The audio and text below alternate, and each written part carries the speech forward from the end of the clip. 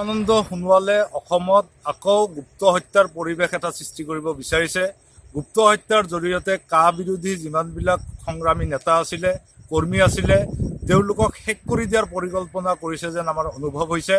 কাৰণ যোৱাকালি ডিব্ৰুগড়ৰ কৃষক নেতা, কৃষক মুক্তি সংগ্ৰাম সমিতিৰ নেতা দীপনজ্যোতি ফুকনক ঘৰৰ আগৰ পৰা অচিনাক্ত কোনোবা মানুহে পিষ্টল মূৰত দেখুৱাই তেওঁক কিডনেপ কৰি লৈ যায়।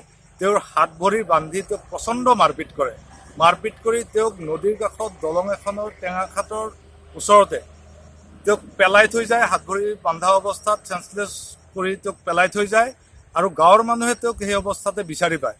এই গোটেই কথাটোৱে আৰু মাৰপিট চলি থকা অৱস্থাত এই অচিনাক্ত দুৰ্বৃত্তবিলাকে বাৰ বাৰ কৈছিলে যে তই চৰকাৰৰ বিৰুদ্ধে নাযাবি, তই চৰকাৰৰ বিৰুদ্ধে আন্দোলন নকৰিবি, ইয়াক মাৰি পেলাও নেকি, এই ধৰণৰ কথাবিলাক কৈছিলে।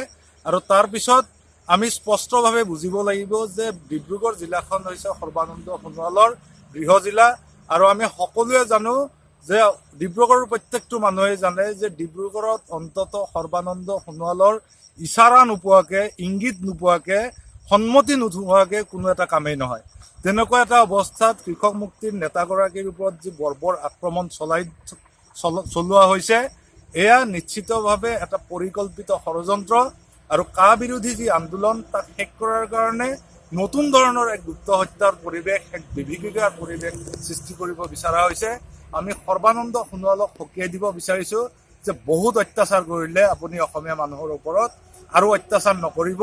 5জনকৈ ডেকা ল'ৰা আপুনি কা আন্দোলনৰ টাইমত গুলীয়াই মাৰিলে। এতিয়া নতুনকৈ আপুনি কৃষক মুক্তিৰ সদস্যসকলক টাৰ্গেট কৰি লৈছে। তেওঁলোকক গুপ্ত হত্যাৰ দৰে এটা পৰিৱেশ সৃষ্টি কৰি তেওঁলোকক সন্ত্ৰাসিত কৰিব বিচাৰিছে। আপুনি অসমীয়া মানুহৰ আৱেগক মূলধন কৰি, অসমীয়া মানুহৰ বিশ্বাসক মূলধন কৰি মুখ্যমন্ত্ৰী হৈছিলে। আপুনি সেই বিশ্বাসটো হেৰুৱালেই। এতিয়া এটা হত্যাকাৰী হিচাপে নিজকে চিহ্নিত নকৰিব।